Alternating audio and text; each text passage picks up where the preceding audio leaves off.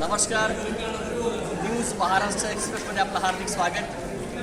आज माझ्यासोबत आहेत बहिणाबाई गौरव पुरस्कार, ज्यांना बहिणाबाई चौधरी उत्तर महाराष्ट्र विद्यापीठातर्फे नुकताच प्रदान करण्यात आलेला आहे.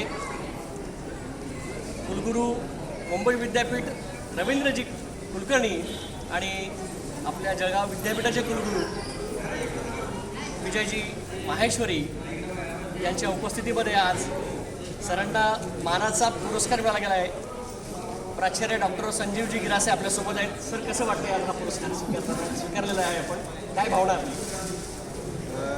खरं सांगायचं तर मी गेल्या 40 वर्षापासून कथा कादंबऱ्या वगैरे मी लिहित आहे आणि या कादंबऱ्या लिहित असताना मी माझ्या खानदेश प्रदेश जो आहे, खानदेश प्रदेशचे उत्सव सण सगळ्या ज्या परंपरा आहेत या मी नेहमी मांडत आलेलो आहे. मानवतावादी साहित्य असलं पाहिजे, ज्यामध्ये मानव हा महत्त्वाचा घटक आहे.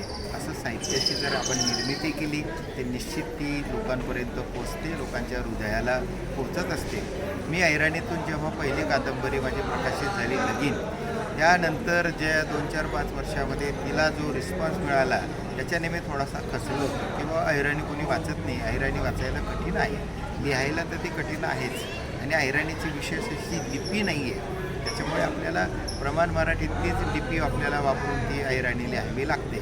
मग दरम्यानच्या काळामध्ये मी मराठीतून निवेदन करत होतो आणि संवाद मात्र ऐराणीतून करत होतो. त्याच्यामुळे असं झालं की खानदेशच्या बाहेर महाराष्ट्रातल्या इतर प्रांतात देखील ऐराणी पोचलेली आहे आणि याचाच अंदाज घेऊन मी आगारी नावाचं जे ललित गद्य पूर्ण ऐराणीतून लिहिलं तेव्हा त्याला मात्र चांगला प्रतिसाद मिळाला आणि लोकांकडनं मला एक अपेक्षा व्यक्त केल्या गेल्या की आपण शुद्ध ऐराणीमध्ये लिहावं आणि त्याच्यानंतर मग मी वडांग नावाची कादंबरी पूर्ण ऐराणीत लिहिली.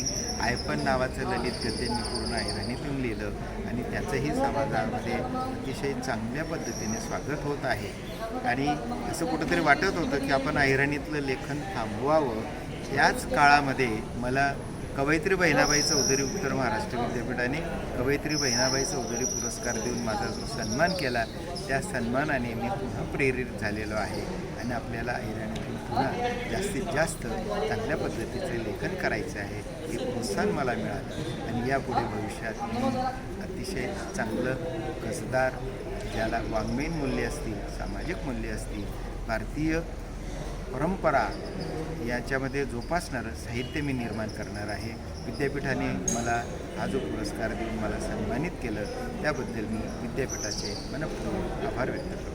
धन्यवाद. अहिराणी आणि अर्थात अभिराणी भाषेला हा मिळालेला सन्मान आहे असं मला वाटतं आणि सरांच्या पुढील कार्याला आपण खूप साऱ्या शुभेच्छा देऊया. खूप चांगलं लिखाण त्यांचं आहेच, पण त्याही पुढे जाऊन ते अजून नवा विचार साहित्यामध्ये मांडतील आपण असा आशावाद व्यक्त करूया आणि थांबूया. धन्यवाद.